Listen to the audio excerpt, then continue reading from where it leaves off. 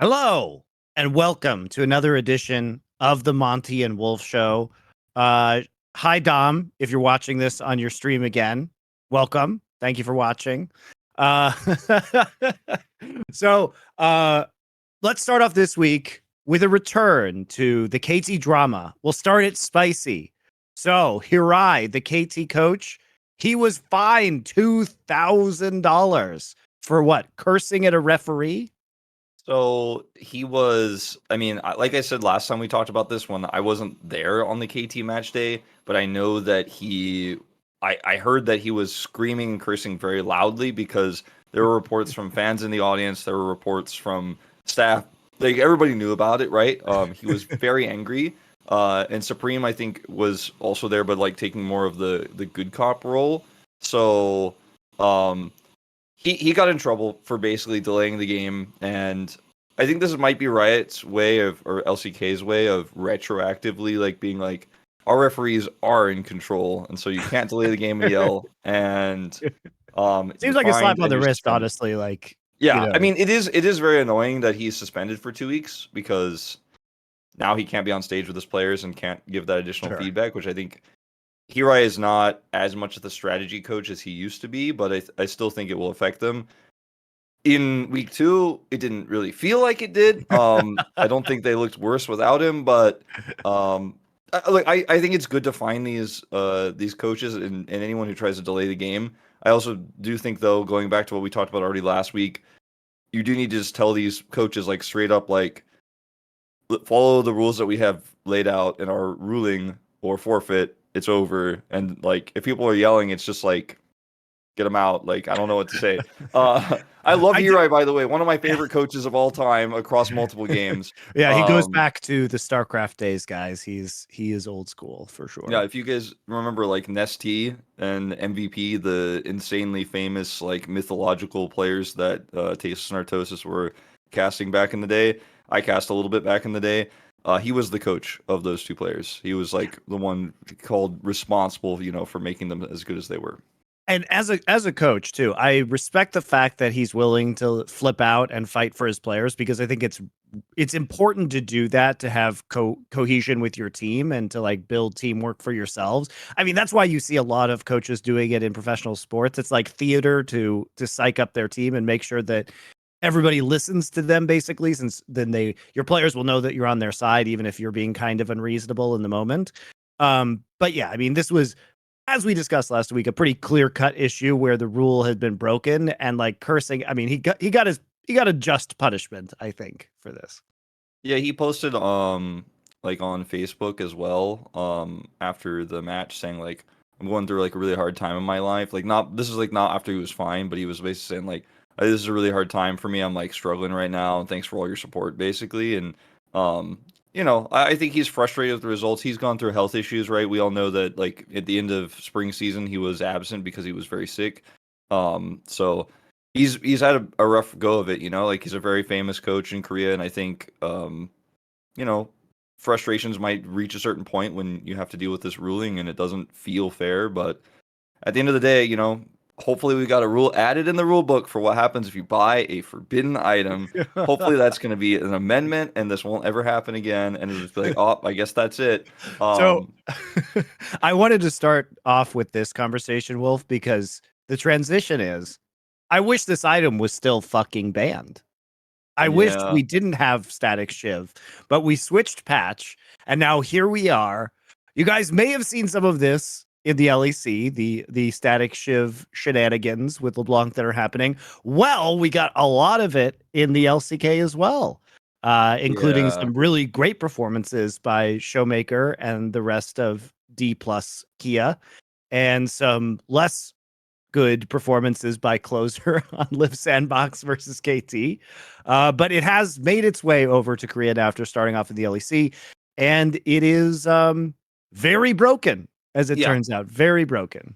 I have a feeling it's going to spread like wildfire throughout all aspects of Korean League. Like, I'm going to go cast challengers later. I assume it's going to be in like every game there. I'm like feeling like it might even be like LeBlanc ends up getting banned in first rotation because of how strong and oppressive this can be, especially if you get ahead.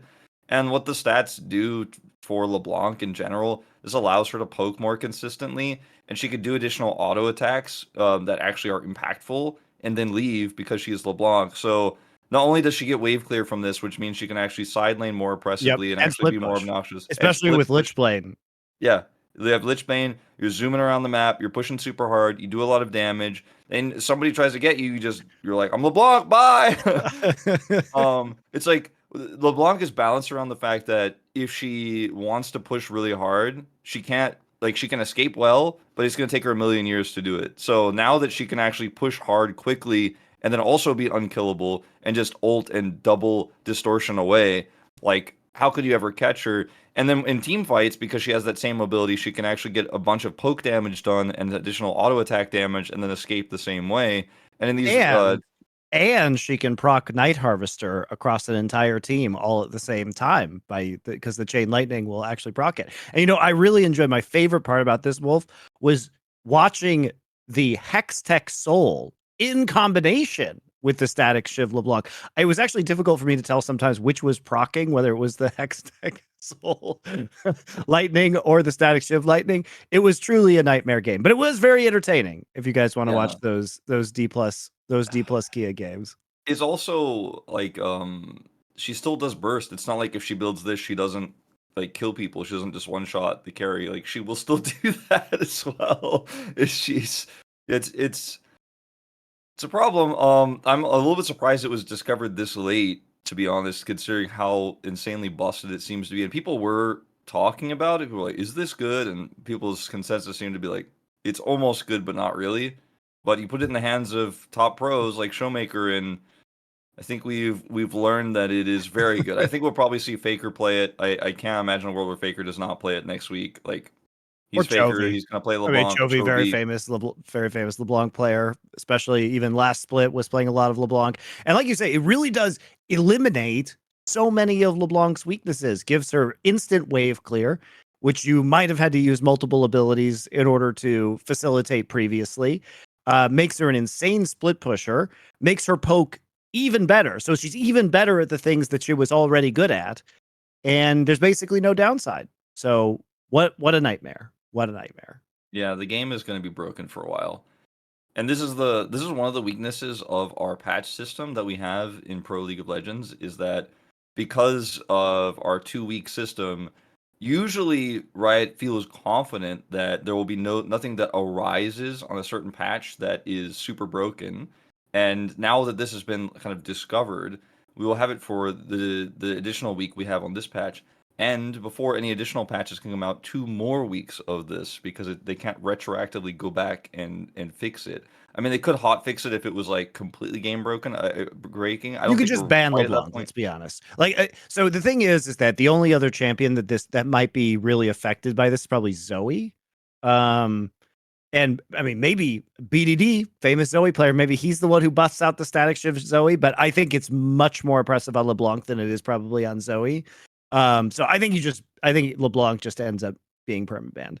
Or I mean, we did see KT beat Liv Sandbox using the Statikk Shiv LeBlanc, but you have to really aggressively pursue the LeBlanc in the side lanes. And I think KT played against it very well by just having stronger split pushers basically and collapsing on the LeBlanc and shutting it down. They were very active about targeting her. So it's not like it's unbeatable. It's just, it is overpowered.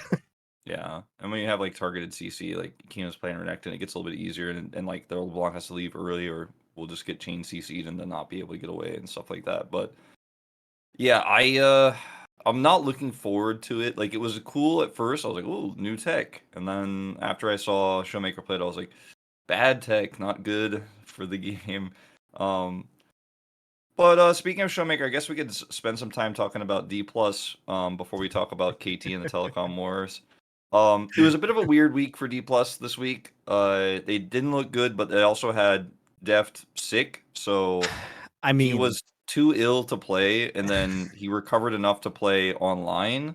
Um, and looked great against Dongshim. Looked really yeah, good. against Nongshim, so like he looked good, but it was also Nongshim.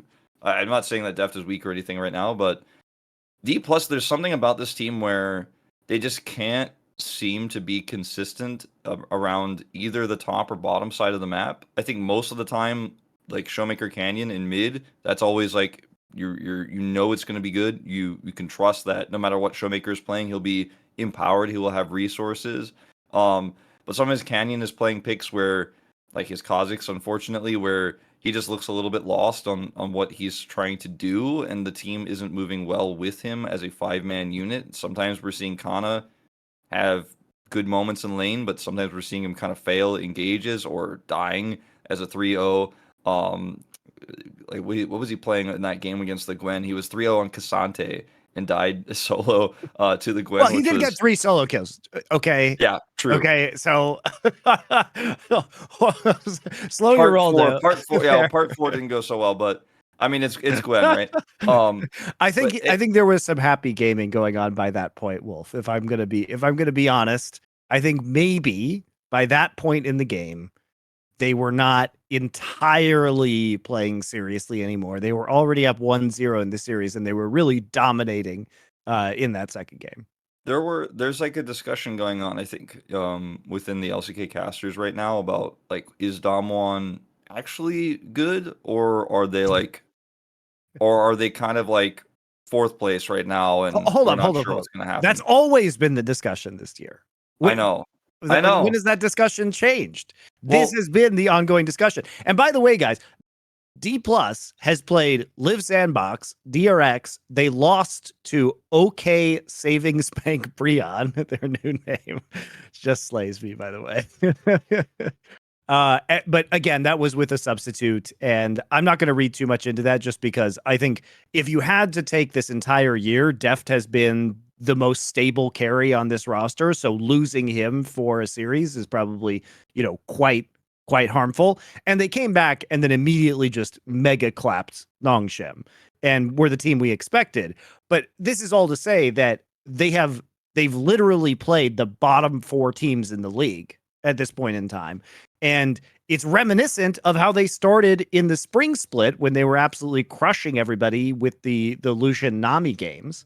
And then when they got tested a few weeks later by harder opponents, they looked a lot less good. And by the way, their next 4 opponents are KT, Gen.G, Hanwha Life, and then T1.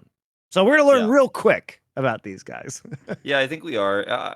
I'm right now feeling like if Def recovers, there's a chance that we could see some upsets and Damwon could take some of these teams out. Like, I think it's not unrealistic to expect that they could beat Hanwha if they're playing at their best. The other teams, though, I'm not so sure. I'm not so sold. I think that Deft is a player right now where he's not always the focal point on this roster, similarly to how, like, for example, aiming is often just left on his own because Lehens is like, I'm going mid, I'm doing some other stuff. You could just sit down there and scale. We're going to play around Kiin. But Damwon aren't getting the same advantages that KT are getting when they leave Deft alone, for example. And when he is played towards, he isn't getting fed when he's not playing champions like Draven or Lucian, right? Like, I still think there are some issues when Deft is playing the late game champions. Like, he played Jinx, right, yesterday, and he was able to find success. Deft classic. Yeah, but I mean, he was playing against Nongshem, so again, I don't want to read too much into that. It was also like Cassiopeia for quad again, which is, I don't know how this player is just like literally allowed to be a Cassiopeia one trick in a professional league, but that's just how it is. And like, well, I'm not. I don't want to talk about Nongshem that much on this show. Okay, like I want to say more positive things. But yeah, it's hard to judge Dplus right now, but I get the vibe that like maybe I'm burned from last season where they did crush early, and then we found out they weren't actually good outside of playing that Lucian Nami style, and they struggled a lot in the later parts of the season. And this time I'm kind of like, it's not as dominant even as their start in spring, and I'm kind of like, I think they're looking a little bit off. I think they're looking a little bit rough around the edges, and I think they will be hit hard by those later tests. And it's not like Deft alone is a problem. I just feel like he isn't given the proper resources to carry. It feels like Canyon is also trying to carry on his own, and Showmaker's trying to carry on his own in team fights, and Kana is failing engages. So where's the cohesion? I feel like when I watch how KT play around aiming and how Gen.G play around pays, I'm like, cool. Like that's exactly what this meta needs. You know, you have a front line. You know exactly how you're gonna empower your AD carry. You're gonna peel for him. And even like how T1 plays around Guma. Like Owner does such a great job when he's playing on tanks. Peels for Guma, make sure Guma can pop off. Deft, I feel like Deft dies first in team fights like half the time. Like, where's the peel? Like, nobody's actually helping this guy. And it's not like he's positioned badly. The team is just like, Showmaker's like, I'm back there, I'm gonna kill somebody. Canyon's like, I'm gonna set up this flank engage. And Deft is like in the middle, like, I don't have any guards. Like, where are my guards? And then he dies. And like, sometimes he'll take somebody with him, but and because they are the stronger team, all of those things I was talking about against teams like Nongshim, like Showmaker on the flank does get that kill. Canyon does actually block the enemy AD carry from doing things, and then they still win despite a shaky setup because they're the better team. But for me, I feel like Deft hasn't been empowered the same way Pays, Guma, Aiming have been so far. So for me, I'm kind of feeling like Dplus are sitting in like fourth, and maybe we could see like Hanwha overtake them if they don't start to figure it out. Well, here's some stats that kind of bolster up your point there, Wolf, which is that among 80 carries that we would consider like the really lane dominant early game 80 carries, Lucian, he's 12-1 on this year. Draven, he's 4-0 on this year. And Caitlyn, he's 3-1 on this year, right? So what is that? He is 19-2 across Lucian, Draven, and Caitlyn. But among the other most played 80 carries, like Varus, he's 3-4. Zeri, he's 3-3. Sivir, he's 1-4, and those are his next most played three after Lucian. Ezreal, he's 2-2. Jinx, he's 2-1. Aphelios, he's 2-0. So those are more recent ones, the Jinx and the Aphelios, right? Because of the way that the meta has shifted.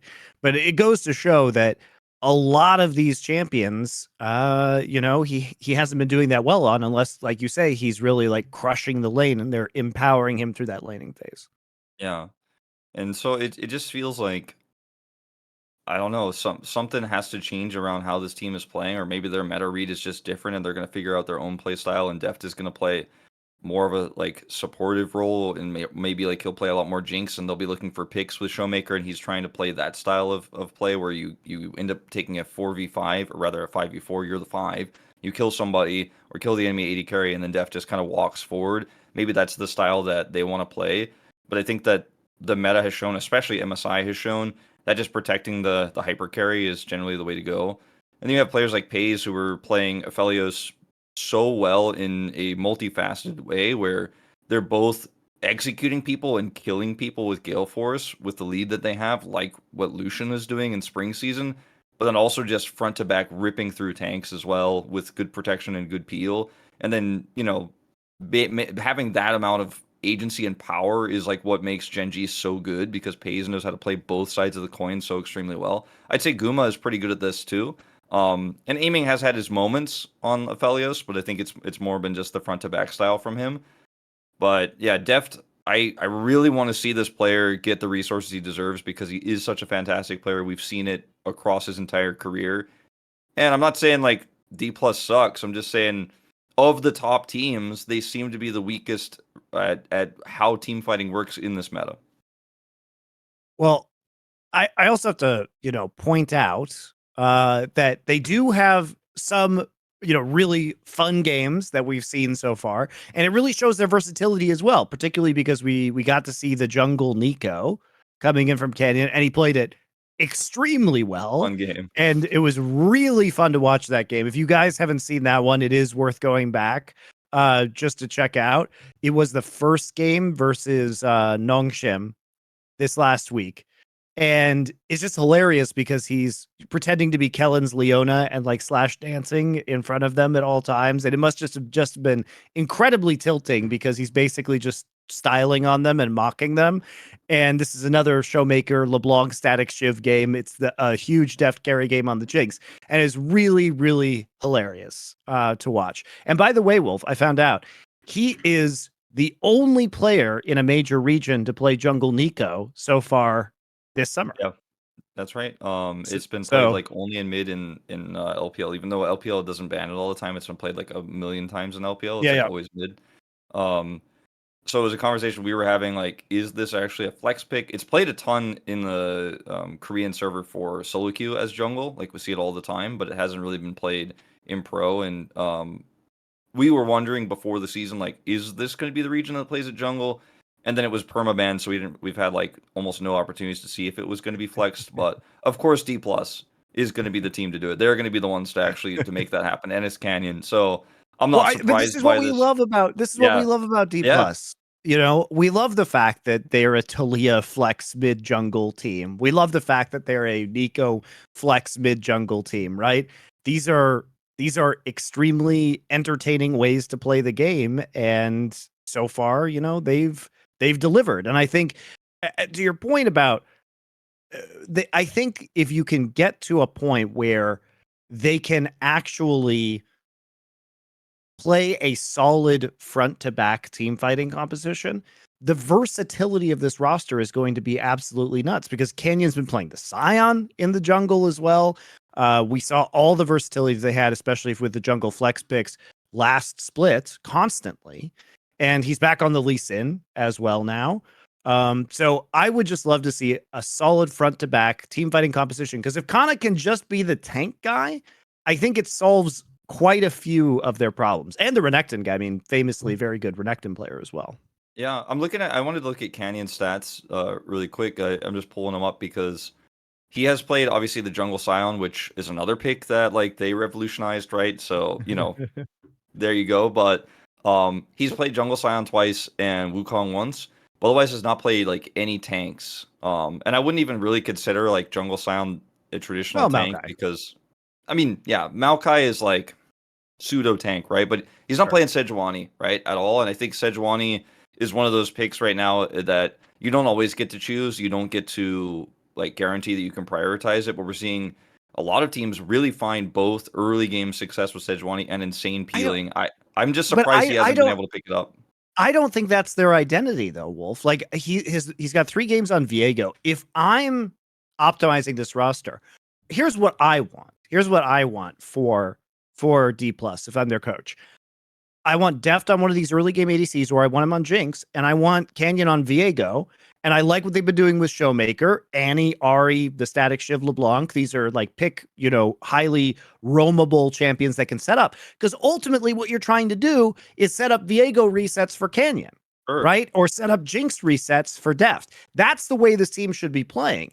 And because it's so fucking annoying that Scion is a flex pick or Nico is a flex pick, and now we've seen BDD, bring back the Taliyah. Taliyah can be jungled right now. It's not the best jungler, but it can be done. So that is still theoretically a flex threat for them. Well, this is a great opportunity for them to be dangerous, especially on the red side, but still have that core identity of getting the resets. And the resets are such a huge part of this meta right now. They can get the front to back team fighting down, which you would think players of this caliber would be able to execute. They can potentially do some real damage because they can hide picks like nobody else in this league. Yeah, maybe I'm just talking too hard on like the standard, like what is the standard way the top teams are playing right now, and not really appreciating that Dom1 could actually have their own methods that still also work. And like they have done it extremely well in the past too. We've seen them go super deep in these tournaments when they are playing their own style, and they're the only ones who are doing it, and they're still winning with it.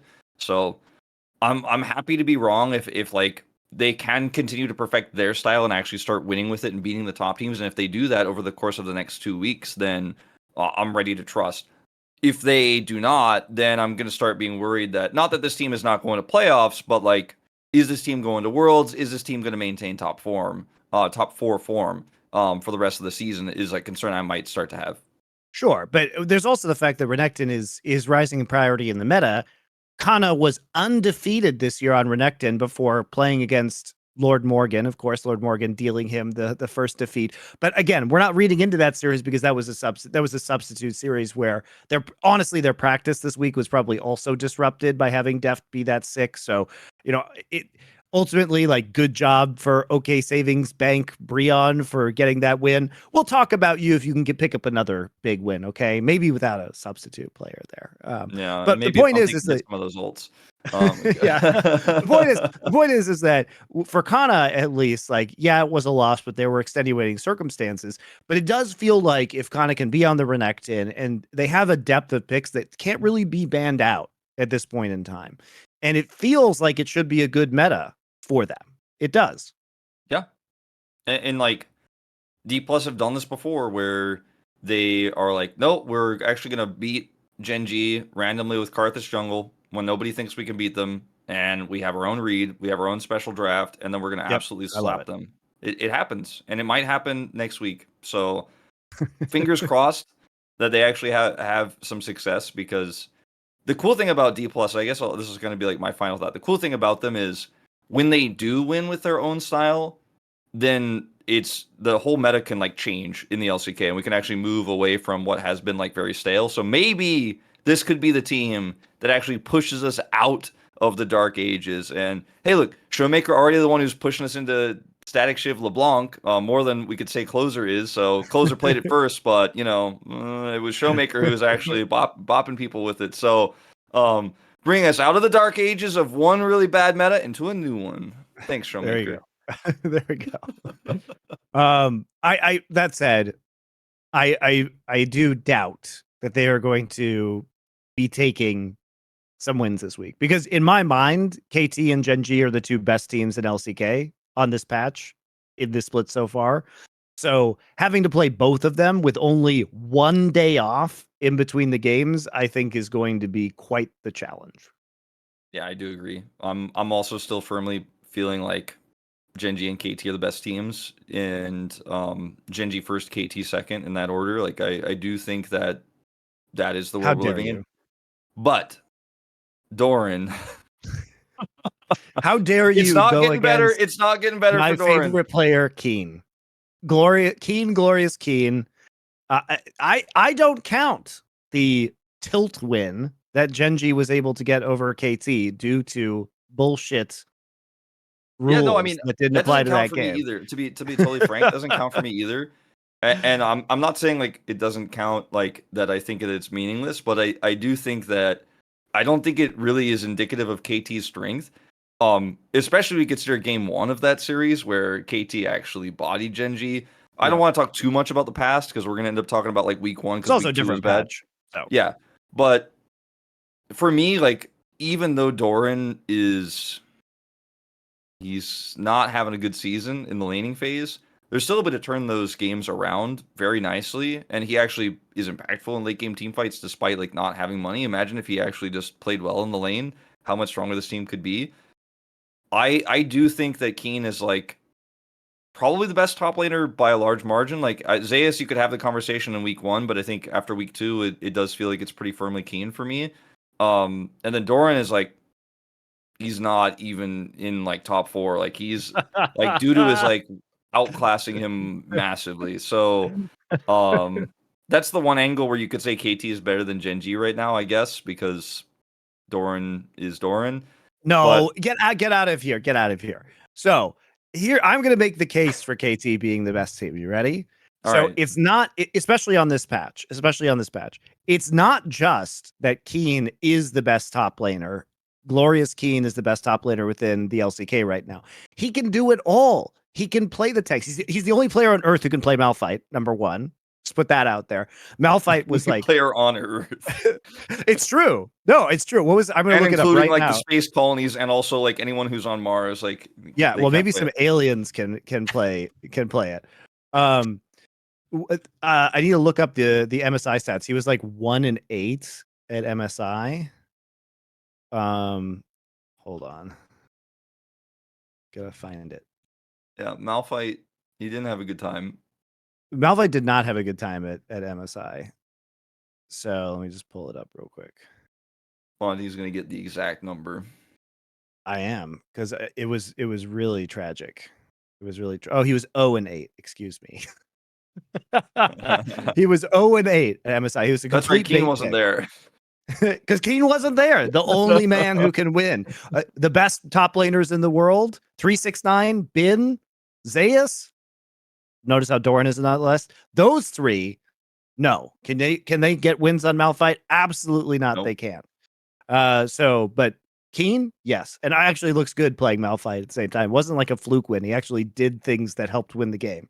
Yeah, he was also like the first one to play it in spring. Like he was the first one to find big success and like play it consistently. So yeah, he can do a lot of work as a tank. He is a huge carry threat on Jackson Renekton. Like these are two champions that are now in the meta with the Renekton buffs coming through on 13-11. His Jax is still scary. We saw how much his Jax was banned or tried to pick away from him towards the end of the last split. I just don't. He plays extremely well with his team. He's a super versatile in the roles that he fills on this roster. He's a legitimate carry threat in the top lane. Wonderful teleports, wonderful flanks and team fight positioning. He's just a complete package right now. Yeah, he might not get the same flashy solo kills that Zeus can get from time to time, but his game sense and his team fighting sense, I would argue, is superior right now, and his versatility is superior. Now, here's perhaps a more controversial take, but another card that KT have that I'm really hyped about is I think Cuz is outperforming Owner and Peanut. Cuz has been shockingly good. That's He's been also very weird. Good. And he's getting these early game plays with Kiin and actually judging these scenarios so incredibly well, where you're like, ooh, I'm not sure about that, and then Kiin gets a double kill, and you're like, okay, I guess Cuz just knew he was there first, and he knew he had enough damage, and they actually win this. His Sejuani is insanely good right now. We were talking about how like if Rek'Sai is relevant, he's gonna be really good on it. It ended up not being relevant at all. No one's playing it. It's just pros are thinking it's not good. But he can do it, right? We know this, but no one's playing it. And I thought maybe if there was going to be a team who did it who wasn't KT, it would be Dplus because they do stuff like that and they had easy opponents this week. Even Dplus didn't do it. Canyon's like, nah, I'm not touching that. So I don't know if it's actually going to happen. But still, I mean, Cuz looks really good. He's playing around Kiin when it makes sense, when Kiin's playing champions that have agency and strong top side like the Renekton. But if Kiin's just playing tanks, he plays around aiming bottom side and gets aiming ahead. And it's just kind of insane that BDD is also facilitating all of this because he's playing champions like Taliyah, where he's like, you need me to be top, I can be top in just a second. You need me to be bot, I'll be down there. He hasn't played Twisted Fate yet this season, which is also buffed on this patch. But, I mean, BDD he's really reminiscent right now of like Xiaohu, of how he just kind of is the glue that holds this team together while they're making strong plays around the soul lane, the top side, and around bottom side. I mean, he's just able to facilitate all of it. His Azir is insanely good. It's buffed on this patch. I think KT had some happy gaming in that match against Live Sandbox, but BDD came up with some big engages. He was playing insanely aggressively, hitting some big shuffles. And when BDD's on, when he's confident, man, he's one of the best mid laners in the world. And we know this, and we've seen this across his very long career. Like, he's been around for such a long time now. He has so much experience. And when he was on Nongshim last year, we were kind of like, oh, maybe he's fallen off, maybe this is kind of the end, but that team was just a disaster, right? You put him on this KT roster and he's back to form. It's like it's Gen.G BDD all over again. And I really think this team is going places. Like, I think this is like the best KT we've seen since 2018. And well, I think it just checks all the boxes. You know what I mean? Like, here's the thing about this iteration of KT on this patch, right? You have the versatility of Kiin, and they're great at team fighting.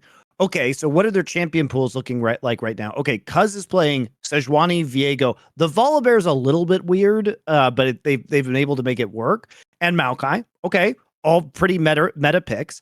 BDD, as you say, the Azir's coming back now with the buffs to Azir on this patch. He's still playing the Taliyah at a very high level. The Annie is there for him also. Aiming is playing all the hyper carries. Aphelios, Jinx, Zeri, all there for him. And he still has that pocket Ezreal that was so dangerous last split. And guess what?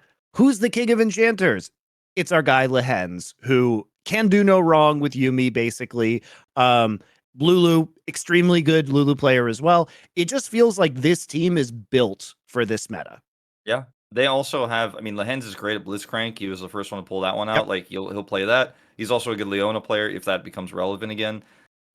Like, the main reason, I don't want to say the only reason, but the main reason why I still have Gen.G slightly ahead of them is because I think Pays is just, like, far and above the best AD carry in this league. He was hyped. He was that's not a hot take. I think he's much better than Viper. I'll even say it. Like in spring, I was like, okay, he's top 3, maybe like top 3, top 4. Like some people were saying put him on 3 for All Pro, and I was like not willing to do it yet. I was like, oh no, I think Viper is better. But the way that he plays even when Doran is like not tanky because he like inted 3 times, is just insane. He's finding picks and like, yeah, sometimes he still gets caught like when he's farming or something like that, stupid, but those are fixable issues. He also doesn't do it as much as he used to. Like he was having a lot of problems just getting caught randomly in spring and getting punished because, you know, he's like solo queue mentality of like, well, I'll just be fine out here. There's no one coordinated who's going to punish me for backing right there. But he is just so good. I think he's way better than aiming, for example. Like if we were talking about just the difference between KT and GenG, I think he's just much stronger. And I think I can shore up some of the weaknesses of Peanut and Doran and like some of their inconsistencies by saying that Pays is just the main character and it's a AD carry centric meta where he is going to do so much and he will very rarely ever get caught in team fights. His Aphelios is insane. And you know, he has Delight with him. Delight is also very good right now. He's looking very strong. I think that as much as I love Lehen's aiming, I can't really even. I feel like it would be dishonest if I said they're like on the same tier as Pays and Delight right now. I don't think they are. And the engages we are seeing from Peanut, Chovy, the follow up from Doran, the way that they are turning some of these games around is bonkers. So if I think if KT can get the clutch factor down in some of these fights a little bit better, like I'm not talking about Kiin, I'm talking about like clutch factor for BDD and Cuz in some of these fights. Like maybe we can have that same conversation where the engage is so good, doesn't matter how good aiming is. Because aiming is still good, by the way. He's really, really good. I just mean he doesn't have that same killer instinct. He's not the guy who's Gale forcing forward and killing people as much as we're seeing like from Pays or Guma right now. So I think it's very close, but I'm still thinking Gen.G's like a little bit stronger at the moment. I mean, I'm going to contest that a little bit because I think aiming is really critical to the success of KT because they still give him a crazy amount of the resources on this roster. Like among the top teams, so outside of Vital, he has the highest percentage of CS post 15 minutes, right? He has the second highest gold percentage behind Deft, right? And he is the third in overall damage percentage on his team behind Viper and Deft. The thing is that we know that compared to, say, Hanwha Life, that Kiin and BDD are probably doing a lot more than we see on Hanwha Life between King and Zeka, right? So that's kind of more, I would say it's a little bit more meaningful, but aiming is still a very high output, high resource AD carry, and he's been delivering. Yeah. I feel like in the eye test, he's hard to hype up because he's just so safe. Like he's so stable. He will do the safe damages, but he's not that flashy. And he doesn't make big mistakes either. You know, aiming is one of those players that just feels often invisible when it's not a Kai'Sa meta. When it's a Kai'Sa meta, like everybody's talking about aiming, but when it's not a Kai'Sa meta, he's just quietly like, he's a pretty solid AD carry. They play around him in the late game. He does fine. Whereas I think Pays, like you look at him in the eye test, you could just see how incredibly he is in terms of his positioning, his aggressive moves, some of his executions where he goes over the wall and gets like a triple. He's just like got the killer instinct that I think aiming, I'm not ready to trust that he has. I think Pays is a janitor. He's just a really good janitor, you know. But at the end of the day, still a janitor. I like Pays. Just saying. He benefits greatly from the macro precision and the fact that he's on a team with Chovy. And Delight is probably underrated as a support, if we're being honest. Yeah, I mean that's what I'm saying. I think Delight Pays is better than aiming Lehen's, even though I love Lehen's. I think Lehen's is more famous than Delight. I feel like Delight's just been a little bit more robust across the year than Lehen's has. Lehen's has had some great moments. He's had some overextensions. So I don't know if you want to turn this into a talk, since we talked about Gen.G and KT, if you want to talk about Dplus and their upcoming match with Gen.G first, or if you want to talk about the Telecom War first. I'll let you choose, Monty. Oh, I get to choose. I'm psyched about the Telecom War. I'm really psyched. I think everybody should be really excited about that one too, especially because T1 is coming off some really dominant wins this week, especially with some cheeky Neela play, which is a little bit unexpected. But Gumayushi and Keria have been really lane dominant from what we've seen so far this split, which will probably set up very nicely with KT because KT doesn't tend to be as lane dominant there in the bottom side, because a lot of times they're running the Yuumi, or they're playing, they've played a game on Ezreal. So KT has always been the team that's been kind of happy to play farm focused weak side bot lane and try and get advantages through mid and top lane. Yeah. And so, I mean, Cuz will play around bottom side sometimes, but it's generally obviously when aiming is playing more aggressive AD carries, which he rarely does. But we'll see how they want to play this one out. I think they might have to kind of camp bottom if they think that owner is going to be making aggressive plays down there, because T1 are not the quiet bottom lane, as you mentioned. They will play aggressively. So maybe there's a counter gank opportunity there for Cuz if he wants to play, Sejuani again, or Poppy, for example. Could be something that he comes back to. And then on the top side of the map, obviously, Zeus versus Kiin is a really exciting matchup, because both of these top laners are the top 2 in the league. And they both have had incredible moments individually in terms of solo kills and early pressure. But I think that Kiin has been more consistent than Zeus. Zeus And is Zeus 0-1 chokes on under Malphite, pressure. though. Gonna put that out there. And he got a solo kill on Gnar in that game. Still God, lost. that game was not. That was the Gen.G. That was the Gen.G T1 game where Yeah. it was literally an old Western movie. And Also, Zeus didn't T1 draw probably first. should have won. T1 probably should have won that series, if we're gonna be honest. Yes, There were some throws. yes, there was some throws and some shenanigans for sure in that series.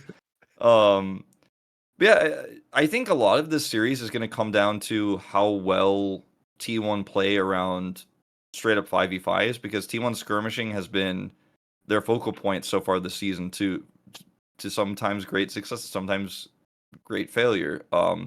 That series that T1 played against Bro on Saturday, I believe. Yeah, Saturday it was.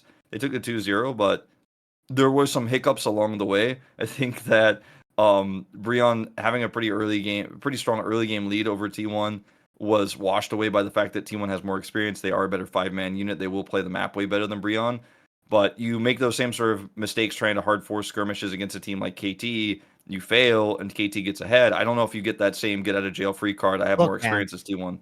I would not give KT Sejuani plus Renekton or Jax. I would not do that. I would not do that. Just with the success that they've been having snowballing the top side, and how easily you can proc Sejuani passive in those 2v2s, like it would be a very bad idea, I think. But what if aiming gets Zeri then? No, I mean, sure. Like if they get, I mean, so it's hard. It's hard to take those champions away, right? Because some of the other priority that's there for yeah, exactly. That's what I'm saying. That's why I believe in KT Wolf. That's why I believe. Would it be? I mean, it could be a problem if BDD gets Azir. It could be a problem if he gets Taliyah also. You actually don't have enough bans for KT right now. That's my point. I think I haven't decided yet, and I will have to send them in literally tomorrow. I think either today or tomorrow. Right now at the time of this recording, I think I'm predicting KT in this series. Like, I think I have to do it. I think they're a stronger team, but it is really just going to come down to form on the day. I think it's going to be very close. And like, as much as T1 have choked in really important series, it has generally been in playoffs, right, or big best of fives. And they have been pretty solid when it comes to facing KT in these telecom wars. It's been very close the last few times, but T1 has generally come out ahead. But I think right now on this patch, like we've kind of been saying, I mean, it's very obvious. You guys could tell we're really high on KT right now. I think I'm like feeling like 55 KT, 45 T1 right now. I'm going to think about it a little bit more and like read some more stats and like, I don't know, like look in my crystal ball before I actually send those in. But and I don't even want to sound like a hipster. I feel like I'd be a hipster if I predicted T1 right now. Like, I really just think KT is the better team. I put that in my top season end predictions after week 1 as well. I put KT in second. I still firmly believe that. Like, they're just behind Gen.G, and T1 just don't have the same precision that we saw from them in spring. And I don't know why it is. Like, nobody knows for sure. They just aren't playing as cohesively together and as decisively together as they were last season. And maybe they'll get that back, and they're still a very strong team. But there are some errors, right, in play, errors in judgment that we're seeing from them. So You make even one small mistake against Kiin, he gets fed on Jax, Renekton, he pushes those advantages, takes down that top turret, picks up a ton of gold, and suddenly you're like, one mistake on Kiin is like, okay, Kiin's 2,000 gold ahead. That's just how it is. And he also very rarely ints. Also, is the other thing. So getting, stopping the Kiin snowball is oftentimes quite difficult. Oftentimes quite difficult. Yeah. I'm a believer, and this isn't getting excited about KT, guys. It's not exciting. This is the prophecy. It has been foretold about KT's victory in summer. So you wouldn't get excited about something that you know is going to happen. You just know it's going to happen. There's no excitement there. Yeah, it's just like witnessing the prophecy unfold. I open my weather app and it says it's going to rain tomorrow. I'm not excited about it. I just know it's coming. Exactly. I could see the clouds. Okay, they're right there. So we're not cursing them. The prophecy has been foretold. So yeah, I think for me, it should be a really good series. Obviously everybody's going to be really excited about this one. There is a world where T1 actually is undefeated heading into this series, because I do believe that they probably should have won that Gen.G series with the way that the third game was going. But all that said, they are at 3-1. And we'll see. I think another factor could be that Dplus KIA plays KT a day before, so they only have one day off to prep for T1. It is going to be a harder week for KT. Meanwhile, T1 has 2 full days off after they play Kwangdong. And while Kwangdong, I think, is an up-and-coming team and has shown some strength, like, that's nowhere near the strength of schedule that KT has next week. Yeah, it is a much tougher one for them. We'll see if beating Dplus, like, I think if KT lose to Dplus, and Dplus have like a really cool read and they end up like having a nice draft, and Dplus, spend most of their focus on KT rather than Gen.G, and they like beat KT, it might rock the confidence of KT a little bit, and they might have to go back to the drawing board. I don't think so, because every time we saw KT lose last split, they like came back stronger. They actually diversified their team comps, figured out new strategies every time they lost. And I think that was one of the most exciting things about that roster. I also don't think they're going to lose, but if they did, I do agree they adapted, but it was, this is a tough week. Like, this is adapting over the course of, like you said, one extra day. They're going Thursday, then Saturday. But I think that when you look at KT right now, if you're a KT fan, this is got to be the most cathartic feeling of like, finally, it's time to be relevant. And like, well, for those people who have waited... I'm a Kiin and KT fan, so you can imagine how I feel right now. I felt horrible about how shit Kiin was last year, but it was just because he was on a bad team. He has been fully rejuvenated at this point in time. So is BDD, and I've always said I've been a BDD hater. This is true, but the combination of KT looking very good as a team plus Kiin being the best top laner and only good Malphite player in the world is transcendent for me. I want you to know that. Well, it's just like the excitement meme. I mean, it's an old classic, but I hate how it has lingered over this year's KT, where they have actually just. I'm sorry, I made that meme. I know. No. I know you made that meme, but like, I apologize for doing that. This is not the time to use it, because the meme was good because you would get excited and they would fail because they just overperformed randomly. But for the last season and now moving into this one this year, they've just been a solid team. And people are like, don't get excited. I'm like, shut up. It's actually time to just respect this team. And just remember that they should have beaten T1 in those playoffs. Yeah. They should have won that best of 5. Yeah. And there was a real world where they could have beaten Gen.G in the losers finals as well, aiming through pretty hard on Ezreal in that game where they had massive leads and huge advantages. But the fact that we got to have a conversation that they played against both of our finalists in an insanely tight series, both of them were really good. It was really close between. They were at worst top 3 in spring, at worst, right? And unfortunately for MSI, you only send 2 teams, but it looks like KT is going to Worlds. Okay, I'm saying this in week 2 right now. Looks like KT, they're already like going, all right. I mean, it would have to be a mega collapse for them not to make top 4 at this point in time.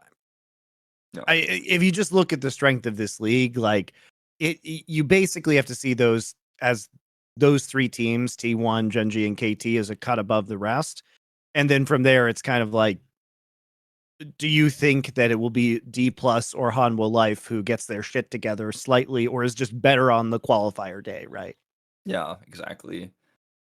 So we talked a lot about Gen.G and Dplus, but like not as a matchup against each other. So I guess we should talk about that match because both of these matches are happening on Saturday. So if there's one day you do not want to miss this week, it is going to be Saturday, in Korean time, of course. Or you have the Telecom War, which is after the Gen.G matchup against Dplus KIA. So I mean, you could probably tell based on my lead in for this that like I think Gen.G is definitely going to win it. I do think that they'll probably 2-0 it, but it is a tough week for Dplus as well. On top of that, which this does factor into kind of my thoughts on this, is Gen.G play against DRX before this, so that's not a tough matchup by any means. I look at this matchup in head to head and I go, well, it's really hype that Pays faces off against Deft because it's like one of the oldest, most storied AD carries versus rookie AD carry who's considered, at least by me and I think by most analysts in Korea, the best AD carry at the moment. And Pays is like leading in POG points, like he's getting MVP the most. He's just popping off. That storyline is what I'm really excited for and most looking forward to in that series, and I think it's going to be one of the biggest talking points. But I'm also looking forward to like seeing Kana versus Doran, like who's gonna come out on top, Monty? Who's gonna come out on bottom? Well, it depends. I think it depends on whether Kana gets Renekton or not, because that should probably tilt it pretty heavily in Dplus's favor. I do want to put out there though that while these rosters are not the same as last year, guys, the cores of these rosters are still the same, and arguably Dplus did improve their roster from last year to this year. And I think that what you have to remember is that last year, what happened was we saw that frequently this matchup was quite bad for Gen.G in summer, even when Gen.G was like clearly the best team in summer split of last year. The versatility of Damwon and the fact that Canyon oftentimes just has Peanut's number, including, going back to the spring playoffs as well, where it looked like, Damwon KIA was just going to straight up beat them with that dominant Nidalee game in game 5, where Peanut was on the Hecarim and just got completely bodied in the jungle. And then they, just because of the way the meta was at the time, and Nidalee dies one time, basically, then you lose the game. That's what ended up happening, and Gen.G won. But remember that in the summer playoffs, Gen.G picked Live Sandbox instead of Damwon, even though Live Sandbox was the higher seed, because that matchup was just so shit for Gen.G. And it just has been for the last year. And so even when Gen.G was clearly the best, they didn't want to play against Damwon. And yeah, it was a different roster. They had a different top laner. They had a different AD carry, but now they have a better AD carry than Dokdam. And arguably, given the kind of performance of Nuguri and Burdal last year, he's at least on par. Let's put it that way. Might be better. So due to the versatility of this roster and their way to hide picks, if you had to say Gen.G has a weakness, sometimes they don't read wacky pick win conditions very well. And because they play so heavily through Canyon, it can really like fuck up Peanut sometimes. And make it very, very difficult because so much of Gen.G's strength comes from having mid pressure in that 2v2 that if you set Peanut behind, sometimes their entire game plan just falls apart. Yeah, I think that Gen.G has kind of been a team that has decided they want to play like classic League of Legends. Like, nope, we're going to master the meta and we're not going to try too many new things. And like, doesn't mean they won't throw a wrench in the gears every now and then. But Damwon is like the exact opposite. They're like, we're going to play my version of League of Legends. It's going to be my way, and we're going to do it like the way that Canyon and Showmaker want to play League of Legends. Here's Italy, and here's the Karthus in the jungle, and like, who the fuck knows what's going to happen? And it's because of this, I think that stylistically Gen.G has run into problems because even though Gen.G has some pretty robust drafting in terms of shutting down some of the picks they're afraid of and some of the picks that they think the other team is strong at, I think Gen.G is very good at that. Score has been fantastic at drafting, especially this season. I'm like seeing some of the ways that he's like blocking out Zeri comps or leaving Yuumi open but making it worthless, and ways he's actually kind of running circles around enemy teams. But sometimes an unusual comp will come through, or sometimes a team like Dplus will play a meta comp in a different way, and it does throw them for a loop. So that's why I think we do see some of these upsets happen, and why Gen.G is scared of this team. That being said, I do think this meta, despite like Canyon getting Nico in the jungle, it's going to be banned in this series. Like that's not going to happen. I think they will have a plan for Sion jungle and that type of flex if that comes through. I don't think any curveballs are going to happen. I think if Gen.G loses to Dplus, it's going to be Dplus outplaying them, is what I think is going to happen in this series. Just because this meta, I feel like, doesn't allow Dplus yet to have too many unusual or secret tricks up their sleeve. LeBlanc is already revealed. Thanks, closer. So that's not like something they could pull out. So I would be happy to be wrong. I think it would be really exciting if the series ends up being close. But I feel like, FaZe will be more empowered than Deft. Like I said at the beginning of the show, I think he will overperform or outperform Deft. And I think they'll win in a standard series. Yeah, there's no doubt that Gen.G is the favorite team here and should win. It's just that for whatever reason, this matchup has been a lot closer, and Gen.G has, when given the opportunity to avoid playing against Canyon and Showmaker, has chosen to do so, and clearly thinks that they are one of their biggest threats.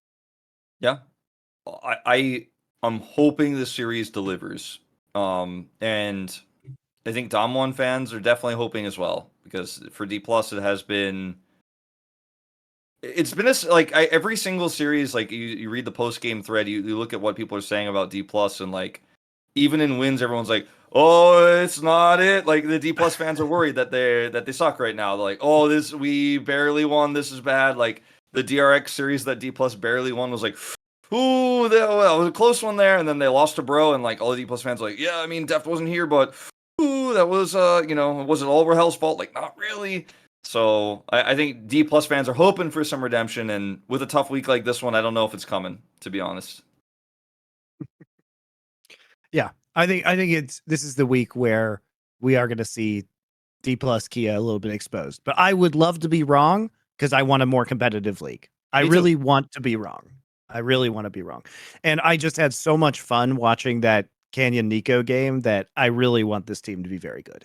So I will hope. I will pray. All right, I've got one final topic for us, Wolf. Yeah. So we're going to pick our shitter of the week. And our shitter of the week is DRX. Because this team looks absolutely terrible. Just there were like god awful. there were two like moments for this team where I was like, okay. And they were both against Dplus, where they took one game on Dplus and played one game close against Dplus. And I was like, oh, Paddock, his positioning is really good. Like, he's a strong AD carry. Like, I see why they picked him. All right. That's it, though. There hasn't been, like, any other moment for this team where I've been like, oh, wait, hold on, there's a chance. Beryl has, again, continued to be a huge liability. And I was the one Beryl defender, just to put this in perspective, guys, I was the one Beryl defender in the Worlds Finals where everyone was like, this guy's performance was horrible. I cannot believe that they won Worlds despite him. And I was like, no, his shot calling is really good. Like, some of the decisions he made, he's trying to force flashes. Like, I was the apologist, okay? I was like, no. Beryl, two-time world champion. And I was the biggest Beryl defender. And everyone was like, okay, this guy's clueless. Beryl's terrible. And now I'm like, all right, you guys win, okay? I don't know. Beryl has no mechanics anymore. His hands are boom. I don't know what happened. Like,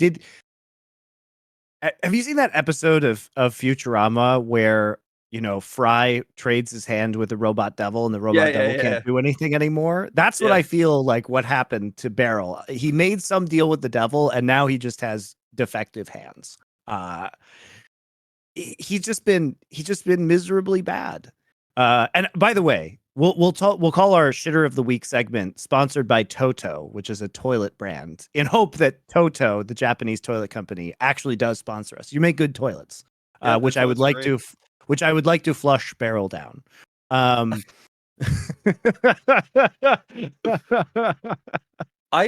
mean, I can't trust he's going to bounce back because it's just been too long, you know? Like it's been a whole year now.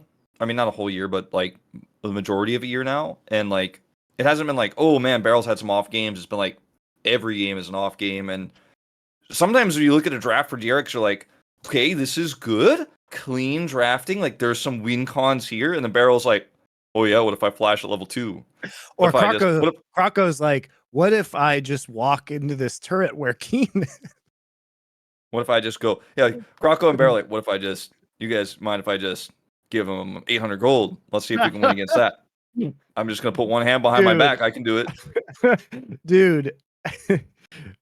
So DRX versus KT, the best of 3 was over in a combined 48 and a half minutes. So one game was 22:45. The other game was 25:45. But the first game of the series, guys, you have to see to believe. So there's this really scrappy fight 2v2 that goes on in top lane between Rascal, Croco, Kiin, and Cuz, where it is miraculous that Kiin lives. But then he goes under the turret and Rascal dies, and Croco's like, but what if he's playing Volibear? He says, but what if I just walked up under this turret and inted even harder? That one killed me, man. I love Croco. Okay. I loved watching Croco play on Live Sandbox last year because these are the kind of plays that Croco makes. And sometimes they work and it's really funny. And sometimes they don't work. And it's also really, really funny.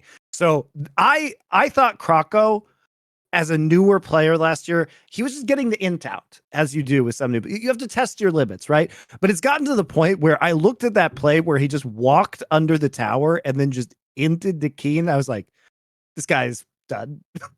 And then the next game, they sub in Juhan, who, by the way, is still on DRX and was not given the chance to start, in spite of the fact that he was actually winning games in the lead up to Worlds last year.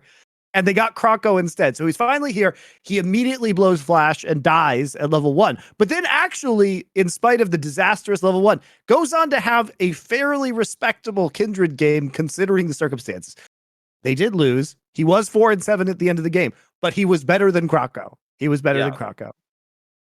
I don't know why they're not starting Juhan. But that Croco game, like legit, I said this on the cast like when we came back, but like when that game ended, I instantly called the guy who does subs and I was like, is Juhan in? And he was like, how'd you know? And I was like, if you do not pull this guy after this game, it's like, are you even a coach? Because sometimes when somebody has a bad game, it was a war crime. It was a war crime. If you're a coach, like sometimes I can give you the benefit of the doubt if you don't pull someone after a poor performance game because it can really hurt their confidence, right? And like if you're in the middle of the season, it's a regular season game where you're like, all right, now he'll bounce back. Like, you know, I can give you that. But this one was one of those moments where I'm like, if you don't pull him, like, why is like get Juhan out of jail? Okay, he needs to go somewhere where people respect that he exists. Because he exists. I'm like, he's right there. He's right there, man. I see him every day. He walks into Lowell Park. He gets a water. You know, he says hello to everyone. I'm like, I know he's real. And he can play. But my biggest issue is that, like, Duckdom, he was not the problem. Okay, he was not the problem, in my opinion. Beryl was having issues. Maybe Beryl has too much authority. Maybe Beryl saying, I don't want to play with Duckdom anymore. Duckdom was injured, to be fair, and nobody really knows what's going on. Like, if I even had like some whisperings or rumors, I'd say them here. I don't actually know why he's not playing. I don't know if it's Beryl. I don't know if there's a fight within the team, but he's not even listed as being a part of the roster. So I don't know if he's practicing with them or scrimming with them. Everyone's been pretty tight-lipped about it, so I have no idea what's going on. But Duckdom is a player who has done great things in his career.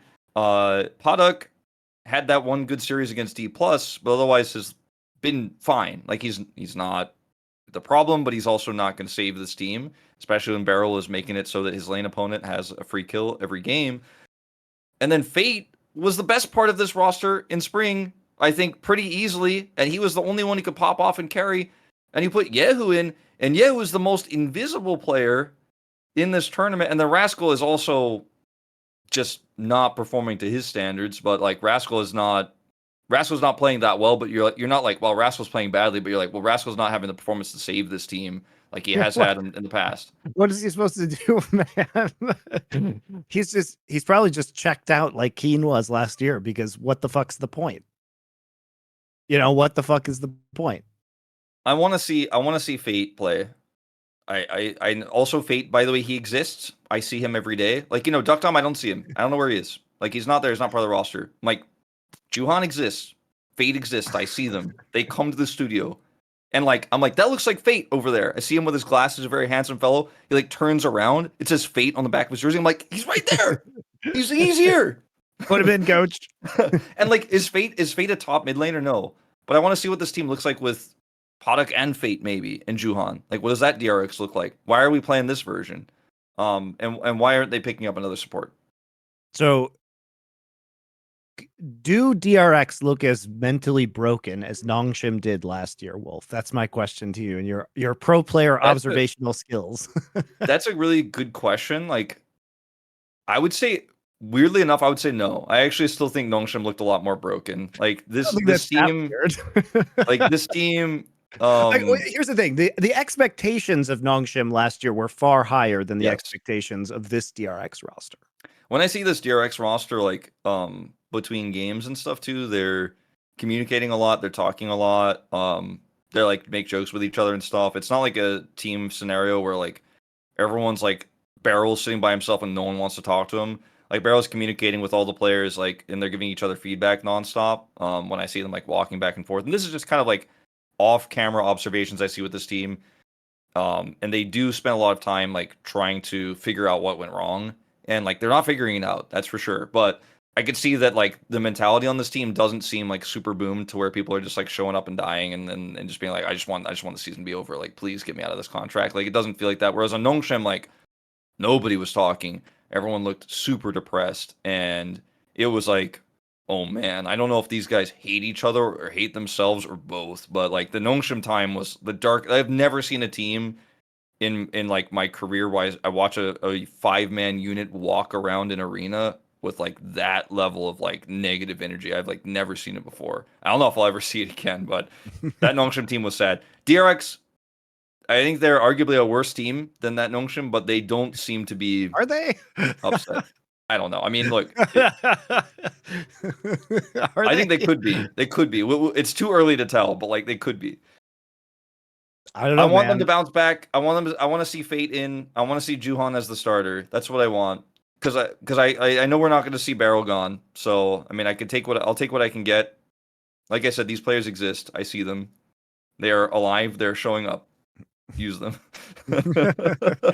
I would like to see more Juhan, where there isn't some sort of level 1 tragedy that occurs that he has to battle back from. But I think we're gonna end up seeing more Juhan, which is an encouraging sign. So there you go, guys. Our shitter of the week, sponsored by Toto, was TRX, but Thanks, mostly Toto. Beryl and Croco. Yeah. Mostly Beryl and Croco. I guess okay. One last thing before we close, like I guess I'll mention that we didn't really talk about Hanwha at all this week, but it was just a 2-0-2-0 week where Klid looked better. That's really they played Kwangdong and DRX. Yeah. So like this before somebody is like, but they didn't talk about Hanwha at all. Like, I can't believe they avoided them. I'm like, this is not the week to talk about Hanwha. We haven't learned that much from them this week. So and next week will also not be the week to talk about Hanwha, guys, because they're playing Live Sandbox and Brionne. However, the week after that, when they play Dplus and GenG, that will probably be the week to talk about Hanwha. I was just gonna say, if they trip over like any of these matches, then we'll talk about them. We'll be like, oh man, they lost those series. That's really bad, but they went 4-0. So, you know. I mean, realistically, guys, we have a telecom war to talk about this coming week, as well as bangers between Dplus and GenG, Dplus and KT, and GenG doing horrific and unspeakable things to DRX, as well as the battle of Nongshim and DRX, which might be the worst match of this season. So maybe something funny will happen there. Maybe Too something real. That's my day off this week. Sunday. I'm not working that day. Nice. Do you get the Telecom War, Wolf? I'm going to be desking the Telecom War. Desking the Telecom War. Very good. Very good. All right, guys. Thank you very much for watching our show. This week, we'll be back with more updates on Dplus KIA and the finale of the Telecom War next Sunday.